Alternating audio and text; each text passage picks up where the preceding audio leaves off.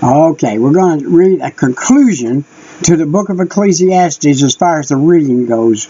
We read 5 chapters, and now we're going to go on and read the next 5. There are 10 chapters altogether.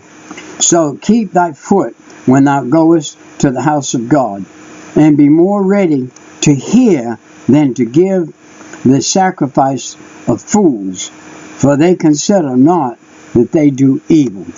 In other words, walk into the house of God and keep your mouth shut, other than agreeing at meetings for a few minutes, and then listen and gain in the word of God.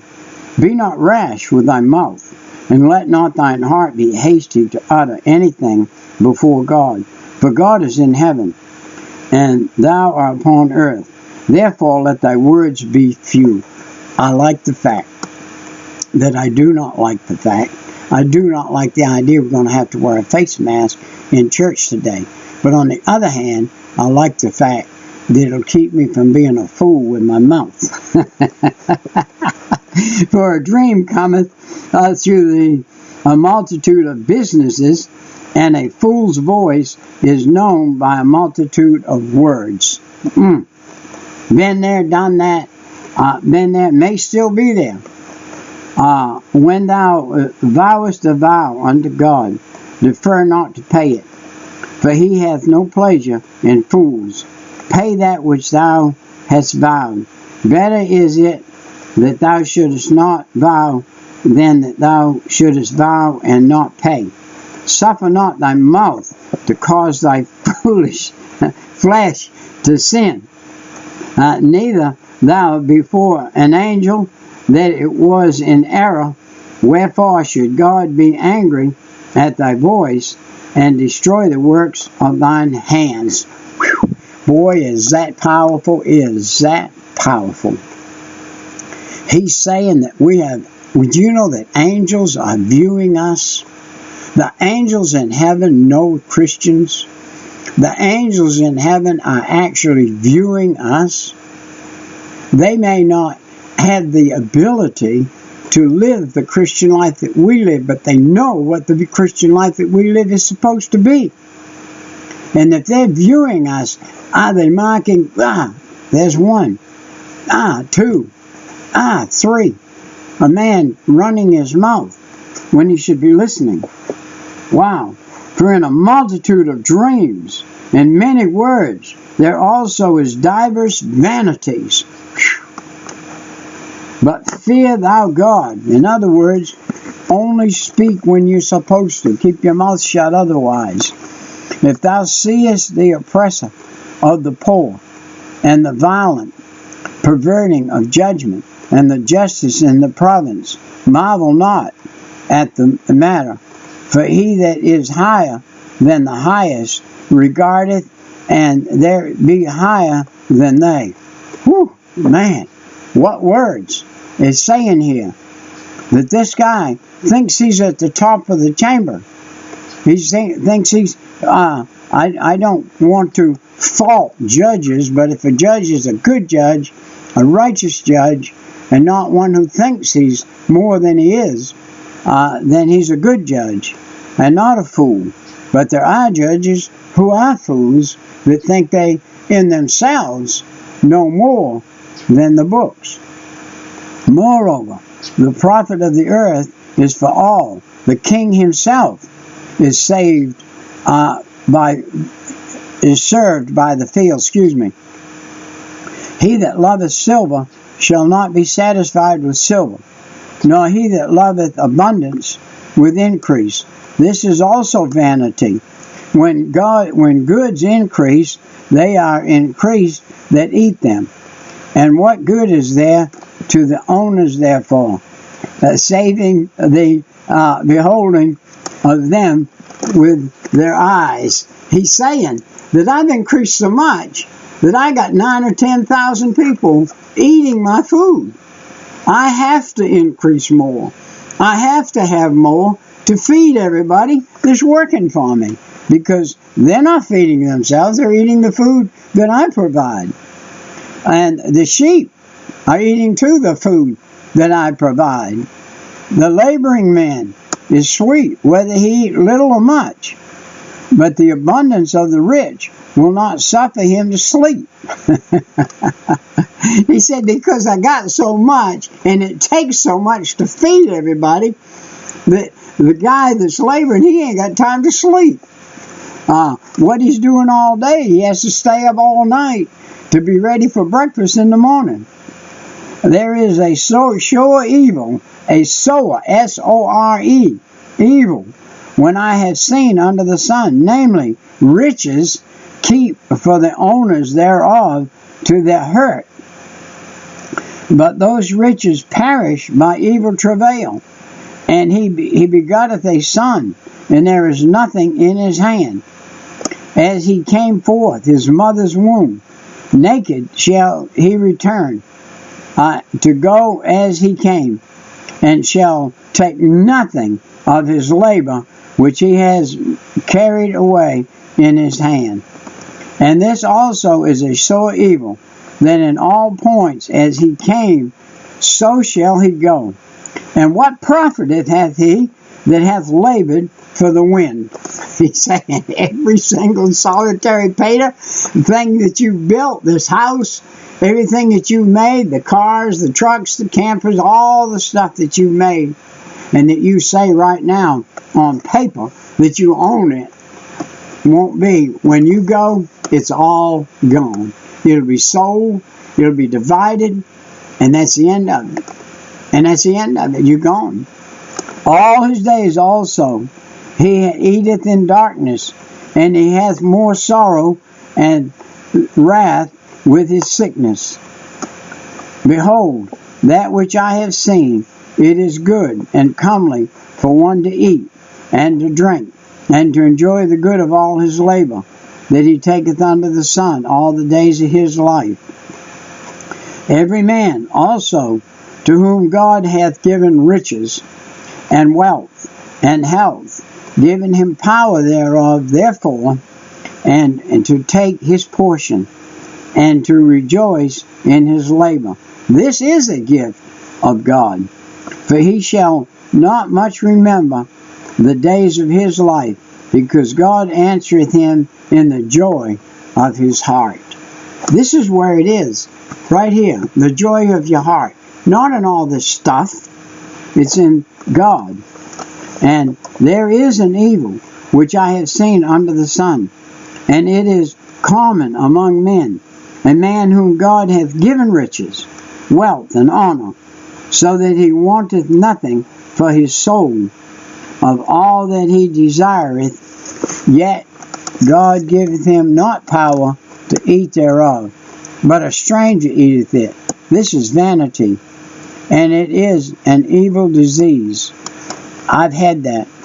If a man begat 100 children, and lived many years, so that the days of his years be many, and his soul be not filled with good, and all that he has have no bureau or no use, I say, then ultimately untimely birth is better than he. For he cometh in with vanity, and he departed in darkness, and his name shall be covered with darkness.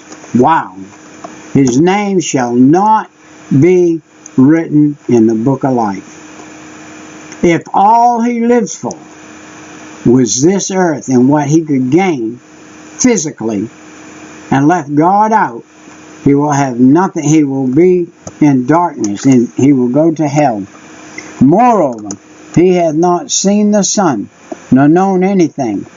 This hath more rest than the other. Yea, though he live 1,000 years, twice told, yet hath he seen no good. Do not all go to one place?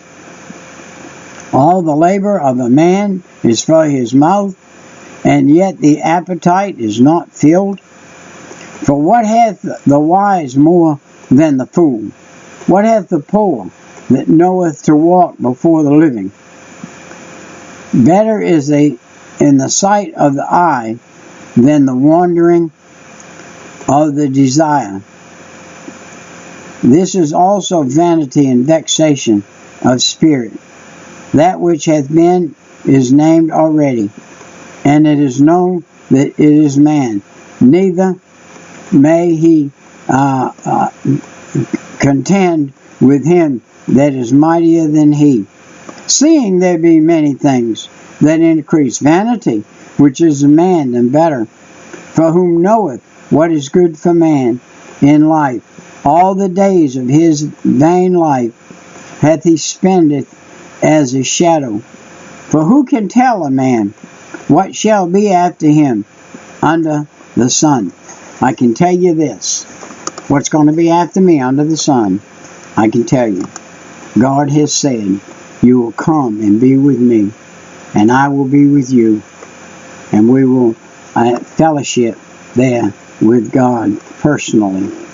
A good name is better than precious ointment, and the day of death than the day of birth. How about that? The day I die will be a better day than the day I was born. That means I will pass over into the kingdom of God and be with my wife who has succeeded me.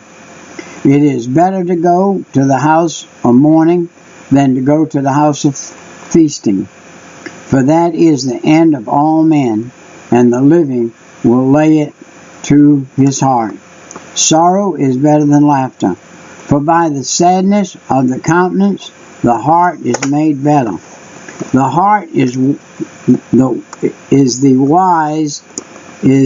house of mourning, but the heart of fools is the house of mirth. It is better to hear and rebuke of the wise than for a man to hear the song of fools. For as the crackling of the thorns, and that's what that is, crackling of the thorns,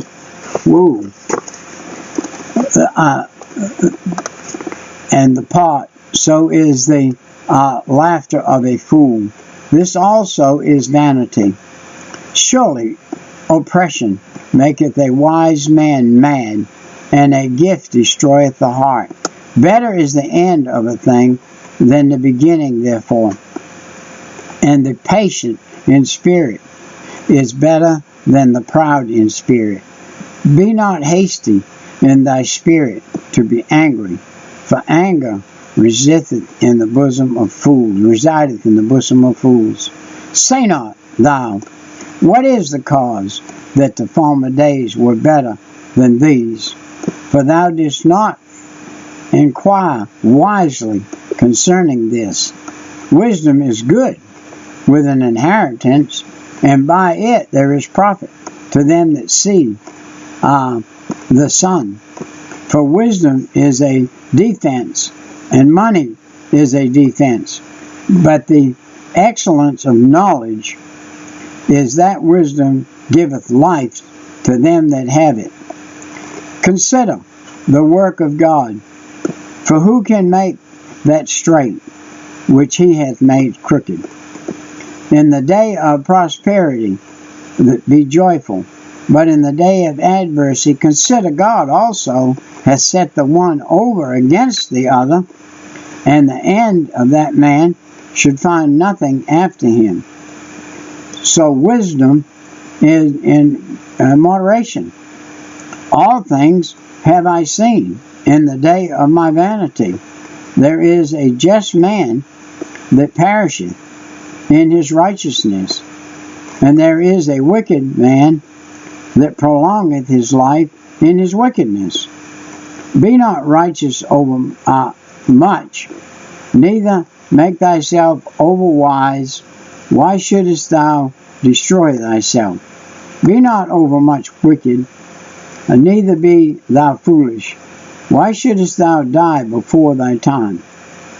It is good that thou shouldest take hold of this. Yea, also from this withdraw not thine hand, for he that feareth God shall come forth of them all. Wisdom strengtheneth the wise more than 10 mighty men which are in the city. For there is not a just man on the earth that doeth good and sinneth not. Also, take no heed unto all the words that are spoken, lest thou hear thy servant curse thee. For oftentimes also mine own heart knoweth that thou thyself likewise hast cursed others. All this have I proved by wisdom. I said, I will be wise, but it was far from me. That which is far off and exceedingly deep, who can find it? I applied mine heart to know, and to search, and to seek wisdom, and the reason of things, and to know the wickedness of folly, even of foolishness, and of madness. I find more better than death. The woman whose heart is a snare and a net, and her hands as bands. Whoso pleaseth God shall escape from her, but the sinner shall be taken by her. Behold, this have I found, saith the preacher, contending one by another, to find out the account, which yet my soul seeketh, but I find not. One man among 1,000 have I found, but a woman among all those have I not found.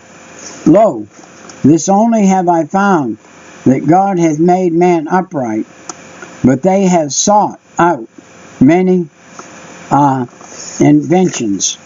Listen, what he's saying here, all of his falling in his life, the majority of it was women who would come and flaunt themselves to him any way he desired, and just be there for him any way he desired. And he said, this is foolishness. Had a woman come in my presence and said, you can't have me, I'm chaste, I follow God, he would respect. He didn't have that woman. And all of the wealth and all the time, he's saying here, I hadn't met that woman yet. And he hadn't, because they all wanted what he had to be under his, in his harem, so they could be taken care of by him with all the goodness. When he died and left, everything scattered, everything was gone in a few minutes. Well, we'll see you next time. We got one more excerpt to do in this.